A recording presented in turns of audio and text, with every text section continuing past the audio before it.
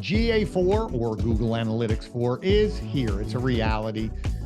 I'm sure marketers have lost a lot of sleep over the last couple of years about this.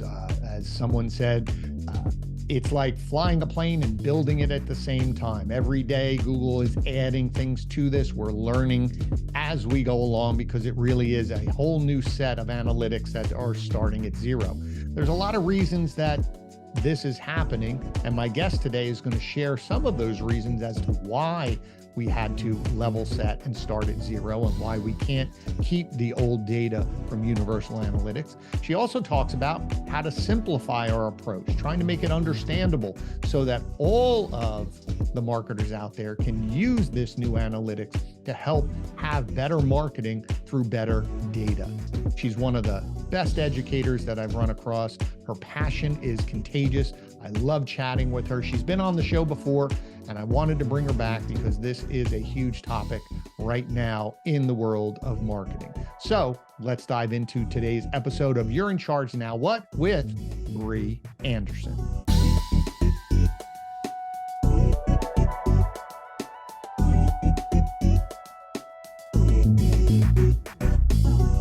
All right, Brie, you are back. Thank you so much for coming back.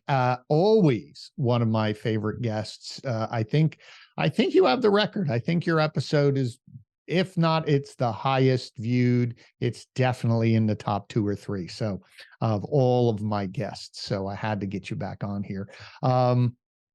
So some things have changed since the last time, both personally and professionally. We'll get to the personal in a little bit. But professionally, you have been really leading the charge online, communicating out the importance of a change that's happening in terms of analytics and reporting for Google, which again takes precedent for everybody's websites and strategies and marketing. And this is a big shift. But I want to understand first why you felt the need to be the one who's saying, I'm going to get out there, I'm going to understand this, but then be the teacher to a lot of people in the community that we both frequent, that you said, this is I see what I have to do and I'm going to be the trainer. So why take that on? There's a lot of whys there. There's a lot of whys. Those are all very good questions. I think, a lot of growth has happened. It's been a while since we sat down and talked. A lot of growth has happened within the community, but also just myself, right? I really decided what I was going to focus on. I went from being like, oh, Brie does social media to Brie does SEO to, now I realized that what I really enjoyed was the numbers, right? And being data driven, and data driven marketing was a really hot topic a few years ago. And then everyone was like, yeah, but everybody should be data driven. So it kind of died down. But the reality of it was the majority of people were never actually data driven and still aren't data driven. Because it's an art and a science, right? And everything about marketing is an art and a science. And so what happened was I made that shift, right? Like, I'm going to help people collect, understand, and use their numbers. That's it. That's all I'm going to do. You want me to help you with the website? No, but I can help you with the strategy behind the website based on the numbers that you have, right? That's kind of the shift that I had to make. And as I was making that shift, I was teaching at a tech college, and literally one night before class, I went through like a demo. Okay, this is how we're going to build this little demo website on Weebly, because it's the only one you can add Google Analytics to for free. So I was like, we're going to build this little demo site on Weebly, and we're going to go and we're going to create a Google Analytics property and put it on and test it. Everybody will be able to do that. Great. The next day I go to class and I'm like, and now we're going to create a Google Analytics property. And it was different. I was like, that measurement ID doesn't look right. Right. It's supposed to be UA, and now it's just the G dash. So literally the day that I was teaching it was the day that GA4 rolled out. And from, that moment on, I was like, well, I know for a fact that we've been through this change. People tend to forget this. They kind of have blinders on to this fact. We've been through this change before when we went from Google Analytics to Universal Analytics back in 2012, where it was, hey, this is the old platform. You can kind of play with legacy, but we really need you to get accustomed to the new Right. platform because this is where we're going. Now the big difference there was that our data came along with it, right? But I knew at some point they're going to say, "Hey, you have to use Google Analytics for." I just knew that. Hmm. But the big difference here was that we were starting from zero. Right. So I just kind of started telling everyone, "Hey, like you might be ignoring this step, and I get it, but you start from zero. So if you want any sort of historic data, you've got to start today." And I've basically been saying that since October of 2020 when it came out. So Right. it was really just a bunch of shifts happening at the same time that just really worked out for me. It wasn't like it wasn't like supposed to be a differentiator for me or anything like that. It just happened at a really serendipitous time where I said, I'm just going to focus on analytics. Hmm. And this came out, and I decided, well, I may as well get to know it. So, No, but I think that's very smart because, a few people in the industry, both the marketing side and, a lot of our clients are in the automotive side.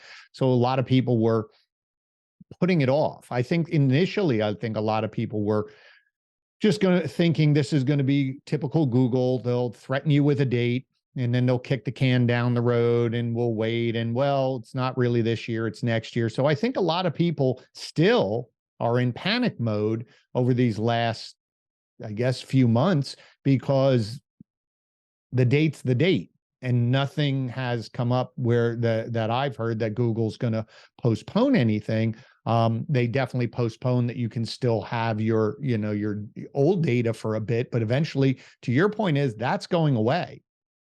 They want yeah, everybody in yeah, this new platform, and I think some of the people's frustrations, I think for when you said we're starting from zero, that's exciting for some people, and some people were panicked. We were all joking around our office. Our team was like, we're flying the plane and building it at the same time because every day it was, oh, Google says we can do this now. That's great, or we can't do this, and I hope they'll do this. And so it was this odd detective work, and what you were documenting was also very helpful. Collaborating, I know you helped, trained our team and came in and shared what you were seeing, as well. But I think taking that on and embracing it has really, it sounds like it's clarified your vision of what you can help people with.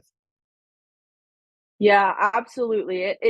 It has, and I think the hesitation from people was kind of two or threefold, depending on how you look at it. One is Google has done this before, right? Where they've come out with something and then they retract it or they just get rid of it altogether. And I think a lot of that could have been avoided if people actually read the documentation that came out with Google when they announced Google Analytics 4. And it was that it's built for cookieless browsing, it's built to comply with legislation. That's the biggest part.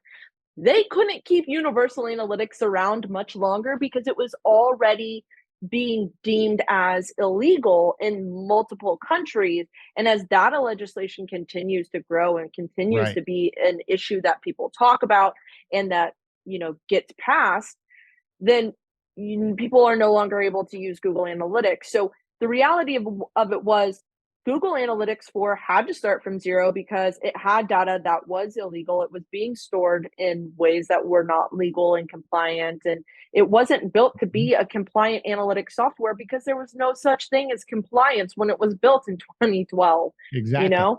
Yeah. Um, so that's why we're starting from zero, and a lot of people didn't still to this day don't understand that that's why the change is being made. Even some of the most like respected people in our industry, just marketers and business people in general, don't understand that that's why the change has been made and why it's happening today, and that you're not going to have that data anymore. And I'm not a privacy expert, so I can't really speak to that like totally, but that I know that's a big change. And the other part of it is that change is just really freaking hard, Right. right? We talk about embracing change and being a culture that it kind of like entices change and really encourages people to be change makers, right? Like it's a really big buzzword, but the reality of it is that change is still very hard. And to get, millions of users to embrace a change, yeah, it's gonna be really freaking hard. And if people can avoid it, they will. And that's, another part of what we're seeing. And so I'm just really motivated by, like I said, when it came out, I was teaching at a local tech college. So I enjoy helping other people understand what it is that I do.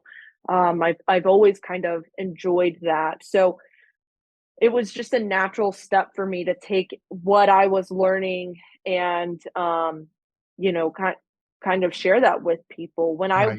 When I first started at an agency, I saw Brian Fanzo talk. He did his keynote, Press the Damn Button, and he was talking about, getting people to start using video. And I had just started at an agency, and I said, well, I learned something new every day. So I released these really awful, I just looked at them the other day, like 90-second videos of things that I was learning because I was learning so much every single day. So I would come and be like, hey, Facebook just started flagging things as political, and what does that mean? And how is it going to affect marketers? And how do we get around it? So I had done some of that in the past, mix it with like I enjoy helping others, and so I just started documenting what I was learning and sharing it with people any way that I could. I'm very fortunate that it's worked out the way that it has, and I'm excited to see people take it on, and now you're getting a whole other slew of questions now that people are actually starting to make the transition. So that's been Yeah. fun. But see, I love it. But watching, I think also though you have a gift. You're a good. You're a you take complex topics and make them simple to understand, and that's a gift. That's not something that's easy to do. So listening to your videos and listening to you talk to my team, to just hear how you're communicating, it is. I've seen speakers talk about GA4 and go down rabbit holes, and people walk out more confused, where you, I think, have a really a good way of educating. So to that point, I know that, and we'll talk about it in a moment because I want to hear more about it. You've created a course for people to be able to do this.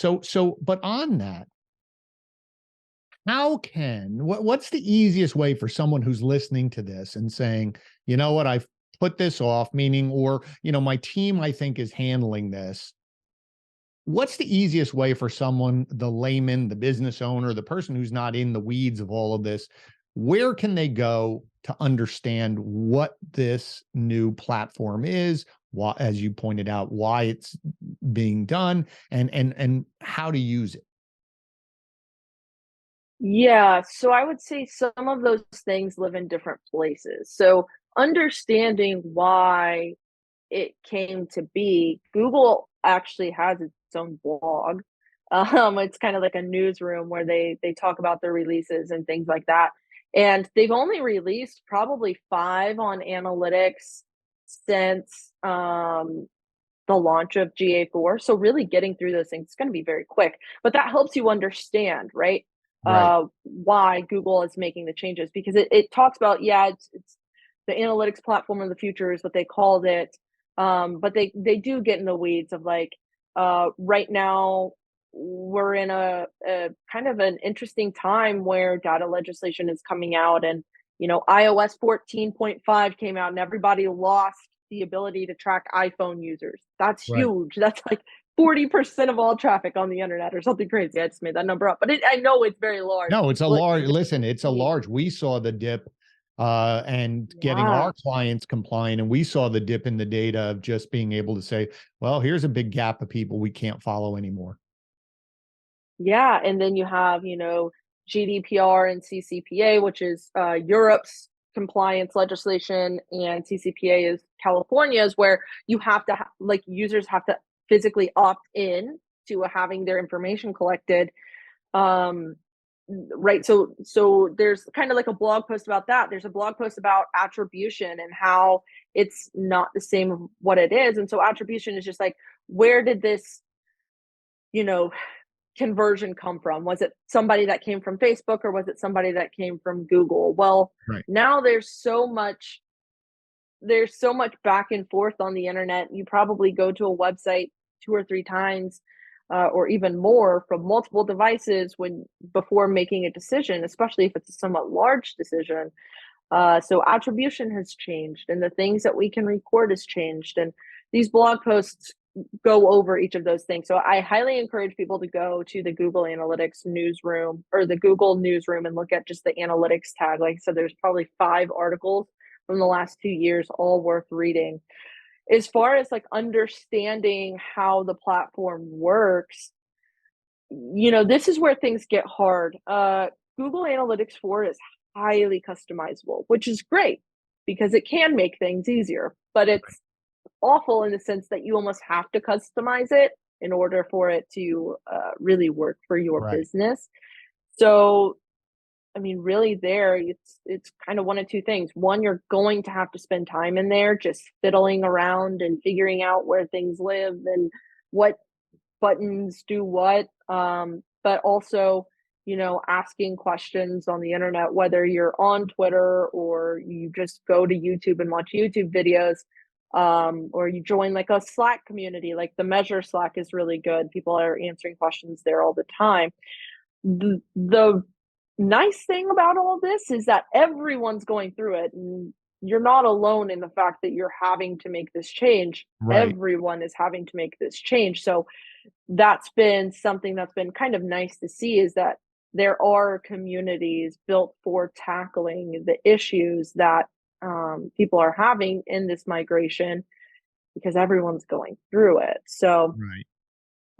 yeah, I mean, really take advantage of those things. Yeah, I think And that's great. I think that's great. Yeah, that's why, my brother and myself and our company had led the charge, at least in automotive, of having that, to your point, of everything starting from scratch, of saying, well, why don't we unify, at least try to unify some event codes, so this way every company doesn't have their own event code. So, every chat company says chat start, it's all called the same way. Then you can compare apples to apples. So to your point is, there's a lot of opportunity when you're starting out with something fresh to be able to, yes, it can be customized, but at the same moment in time, can we have some commonality? And when I remember when my brother first had the idea, people were going, really? You really think that companies are going to do this and work together? And lo and behold, there's over 100 companies, maybe even more now, that have decided and said, yes, we will all agree to do it. Now,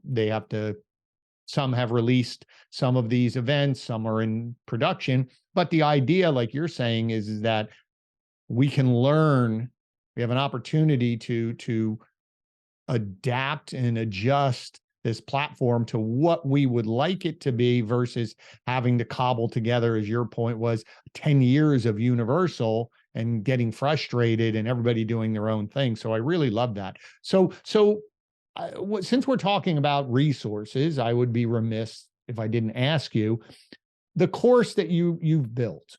I saw you announced it the other day, that your course, you had said you were building it, and now it's ready, and I'm sure it's going to be an ongoing thing to keep growing. So tell me about why you decided to create a course.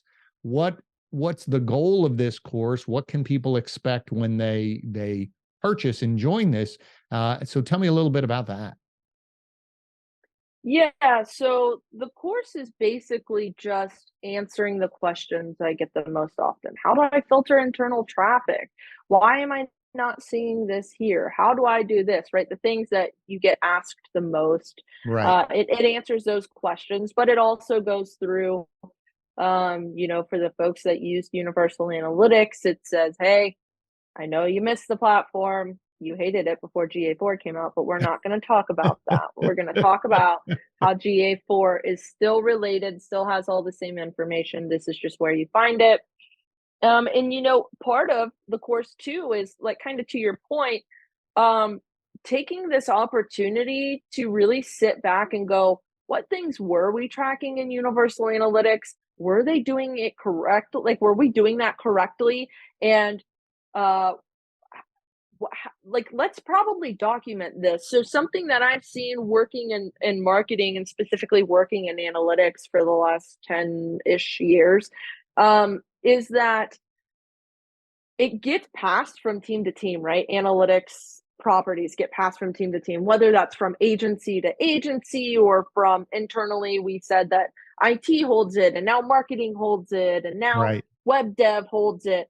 And what happens is it does kind of just become this cobbled together Frankenstein of a thing, and Hmm. you we kind of just make do with what we've got, or we just keep layering things, and then nobody really knows how everything was set up. And so in the course, I actually talk about how do you determine which events you should be tracking, and then Right. how do you track those events. But also, like, this is a form. I actually give out the documentation plan that I use for my clients that says these are the events that we're tracking. This is how the events are recorded. So if you change this event will get messed up and it will not work anymore. Right. So just a heads up there. So that's something that I've really become passionate about over the last couple of years, creating GA4 properties. People going, oh, well, I want to replicate Universal, and then going in there and going, so you thought you were filtering by country, but you were really just filtering by a folder on your website. So, like, maybe we just clean this up and try again and Right. document it so that when we run into whatever in the future, we know what's going on. So, yeah, it's a combination of those three things, and then obviously, some of the most common how tos and navigation stuff. But yeah, it's been fun. It's been a lot of. I'm glad that I gave myself a release date because I just kept adding things, and eventually I was like, Brianna, dude, Yeah. you gotta Well, that chill. goes back to Gotta chill. I have a book back over here. Seth Godin always says you got to have a ship date because it's never going to be perfect. You're going to constantly keep tweaking. Now, what the good thing about having a course, we had courses in the past that we did for our company, is that you can always update them or add another, so Yeah. this could be a living, breathing thing where all of a sudden next week Google goes, we could do this, and you're like, oh, there's another module, got to go work on that one. So it can be a great resource. So we'll make sure it's in the show notes, so that this way people can link over to that. So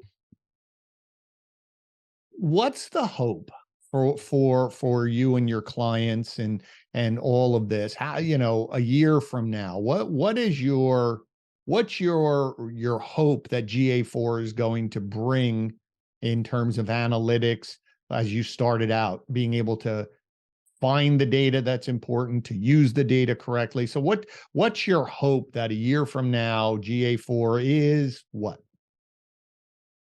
Yeah, I mean, I just hope it's more user friendly at this point. Right now, it's very scary, even to people that used universal analytics. It can be a lot and it can be overwhelming, but there are some tools right now in GA4 that we didn't have in universal analytics that actually make the platform a lot um, more helpful. Hmm. So I always say, like, when it comes to becoming data driven, when it comes to using your numbers, like, you're looking at two things. You're looking for trends and you're looking for outliers, because you want to know the things that are happening over and over again. You want to know the things that happened one off, so you can investigate both of those. You can rely on a trend and an outlier if you want to. You might want to be able to replicate it. If you don't want it to happen again, you need to know so it doesn't happen again. Right. And GA4 comes equipped with tools that allow you to track both of those things out of the box. So they have anomaly detection, which alerts you when something statistically significant happens. So whenever you get that outlier, it Right. flags you and says, hey, we expected for there to be like 400 people coming from organic. Yesterday, there were 1,200. So then that, leads you to go, okay, so what did we do? Or what Right. was going on? And then the trends part of it uses, and all of this is through machine learning, right? It looks at your data over time and goes, yeah, okay, so we can confidently say that about 50% of all of your conversions, at least one touch point was an organic touch point. And that just shows you how important that is, right? And I think the more that those kind of insights come to the front lines, Hmm. the more the everyday user is going to feel comfortable using GA4 because they're not going to have to get into the nitty gritty. Right. And that's, we see a new section in GA4. It's called the home section. And that is what that screen is meant to be. And we are starting to see some of that. And then the more, um, interested analysts can kind of move into the reporting section and really dive deep into any of that. But I just hope that it's more accepted by people and that it is more user friendly, and that they continue to take people's recommendations into consideration when building Consideration. out the platform. Yeah. All right. So I want to pivot just briefly. Because you mentioned this earlier. One of the reasons, you've made this change, you really embrace data, and our conversations in the past, and even online back and forth, the passion for using data for your marketing. And as you said, sometimes people market without really using the data. So expand on that a little bit. If someone's listening and going, all right, I do marketing for X, what data should I be looking at to make these decisions? Or, you can give me an example of, well, if you were doing X, I would look at Y and Z. Because sometimes, again, they open up the data and it's like a buffet. There's so much, and they look at it and it's almost overwhelming to them, where they go, I don't even know what to look at. So I'm just going to keep doing what I'm doing and hope for the best. So how you when you say data-driven marketing, give me again some tips, some things that the listeners can go, oh, finally someone made sense of this for me. Yeah. So I like to, I know it's probably not the best metaphor, but the metaphor that I like to tell people is like, okay, imagine you're running a marathon, right? There's a very clear finish line to that. 26.2 miles or whatever it is. I don't know. I don't run marathons. But you wouldn't start the marathon without knowing where the finish line was or Right. how long you were supposed to be running, because nobody could win. One, I'm a very competitive person. Nobody could win. And if I'm running a race, I'm running to win personally. But I don't run marathons because I know I can't win. So, so you want to know where the finish line is, right? But you also want to know that you're on the right track. So what they tend to do is they have like checkpoints and they have arrows and they have whatever. So in our instance, the finish line is going to be our overall objective. So that for most people is like revenue. Some people sell services, so they're not like tracking revenue on their website. So it might be like leads, right? Those are the two really big ones. So we Right. want leads to come into the business or we want to sell things. Those are overall objectives. Obviously, we want to track those things. And that's the one that people usually, hopefully, can figure out like, oh, yeah, I need to know whether or not it's making me money. Great. Okay. Perfect. We've got that. But those checkpoints are just as important because remember, you want to make sure you're staying on path. Because if you start running 26 miles and you went left, but you were supposed to go right, you're going to run a lot more than 26 miles before you figure out that you're not Right. winning. Right. So this shows you that you're on the right path, right? So to find those checkpoints, you kind of have to work backwards from what your users go through or what your customers are going through before they reach that final destination of becoming a lead or spending money on your website. So, if it's spending money, that's pretty easy. Before they can spend money, they have to add their payment information. All right. But before they add their payment information, they have to begin the checkout process. But to begin the checkout process, they have to have added something to the cart. And to add something to the cart, they had to have seen a product. Right. Right. So we're like, okay, great. Now we know the checkpoints. And when I talk about data driven marketing, it's like, which things are getting people to the checkpoints? If they're not getting people to a single checkpoint, we've got a problem. We're not Right. doing our job. And so that's what I try and help people. The first thing we have to do is figure out, okay, what's the finish line? What are the checkpoints? Great. how are we doing today? Are we getting to the finish line? And if so, how well, how effectively? And if are we not, which checkpoints are we getting to, or are we getting to any of them? And Right. then once we have that, so that's kind of like our benchmark, right? So we have a benchmark. We know what we need to track. We're sure that we're tracking it and we know how we're doing it. From there, when you talk about becoming data driven, that's when you look at those things and probably how people are getting to them. So what traffic sources there are. Mm-hmm. Um, you look at those and you go, are we hitting these as effectively as we want to? And if you're not, then you have to make some sort of change, right? So you document the change, create a test, and run the test. And then you compare it back to your benchmarks. And that's being data driven. It's literally the scientific method. I call it the beast cycle because my company is called Beast Analytics, but it's just the scientific method. You create a hypothesis, you test it, compare it to the hypothesis, was it right or wrong, and then you keep going, because everything's ever changing in this digital world.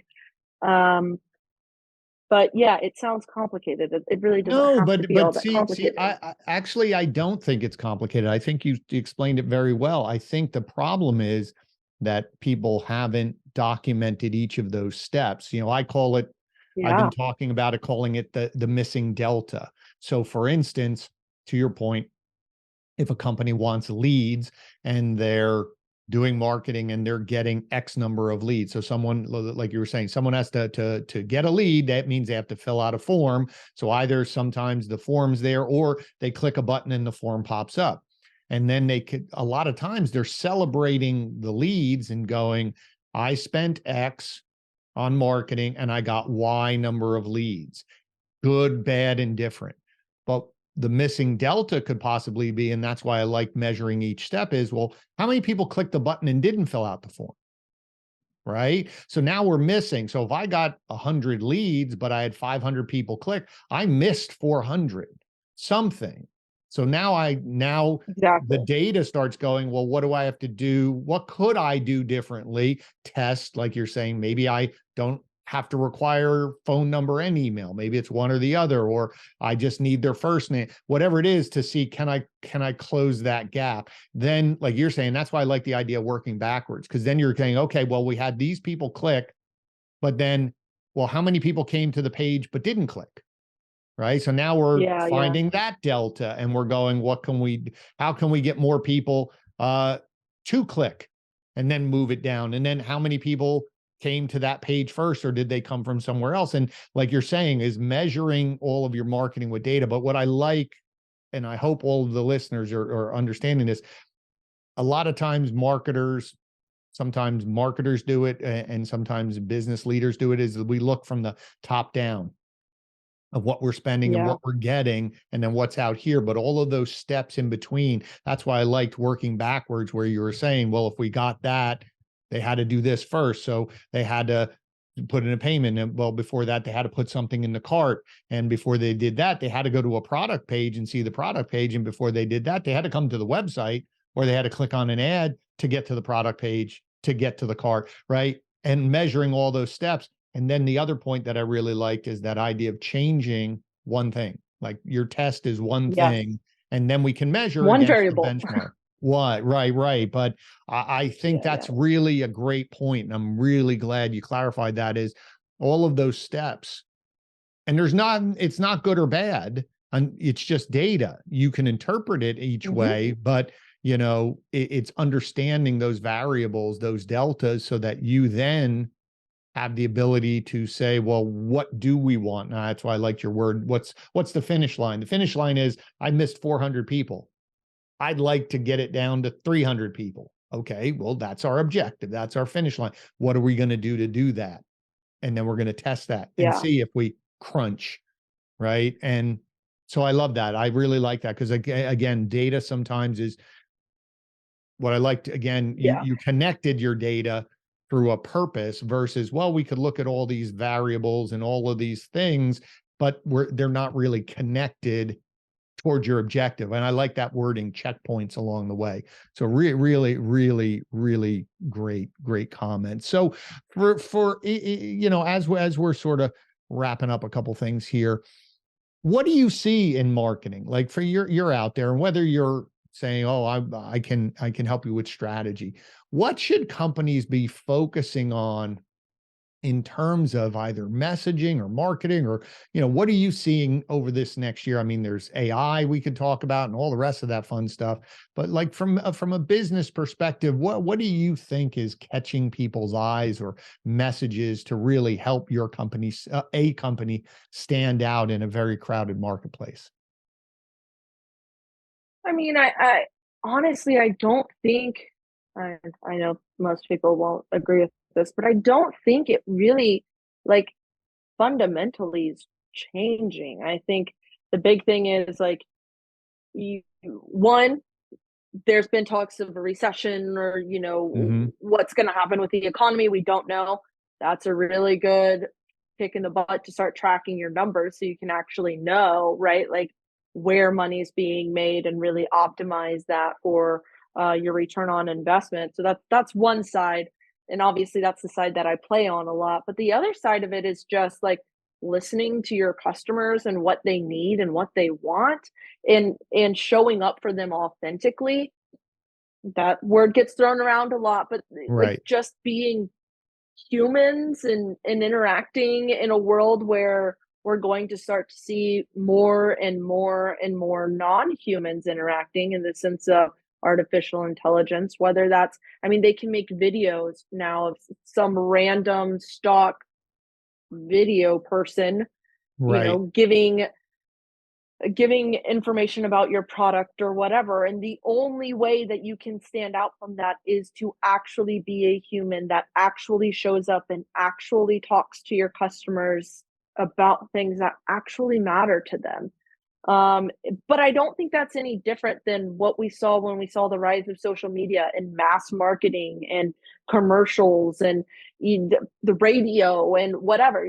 Like, at the core, everybody just wants to be seen as a human and have their problem solved in a way that right. makes sense to them. Hmm. So I don't think that, like, fundamentally we're needing to make any changes. Like, yeah, there's always the thought of, like, you've got to adapt, and you do, but in this instance, the adopting is, like, just still show up even when it gets hard, because there are going to be people cheating the system. But the reality of it is there were always people cheating the system, and eventually they can no longer win because people catch on.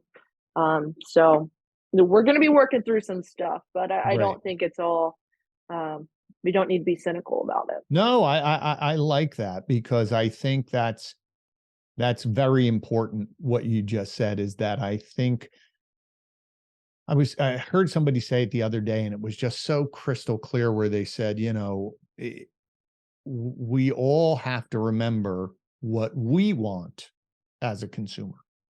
You know, what are Hmm. we happy with? What are we frustrated with? Because we are just like our consumers. So if we get frustrated at X, ask yourself, are we doing that as a company? And if I like this, are we doing something as a company? Because that, I think, is a better way to embrace the evolution of technology or AI or whatever it is. Um, but always going back to you as a customer. And then when I'm a business owner, I love that idea of, again, listening to your customers, because they've moved, and businesses have to move, because it has been about convenience, and it has been about, I can, I mentioned it the other day, when Amazon first was delivering things, we were happy if we got it next week. We thought that was the greatest thing. And when they had Prime in 2 days, it'll be here. And now if I don't have it today, I'm frustrated, so that evolution of time, but still at the end of the day is when I'm interacting with someone, I want authenticity. Again, if I'm Hmm. going to get a problem solved, I need to know that you're the expert, you have the answers, or you'll point me in the direction of the answers, and you can help me versus frustrate me. So I like that, because again, we there's so much talk about CDPs, customer data platforms, and AI and ChatGPT, and how this is going to screw up everything. At the end of the day, we are people, and people want to still buy from people, or when they have an issue, they want to talk. So I like that idea of continuing to market the humanity of who you are and how you can help. I think that is something that we always can keep doing. So always great talking to you. This was really great stuff.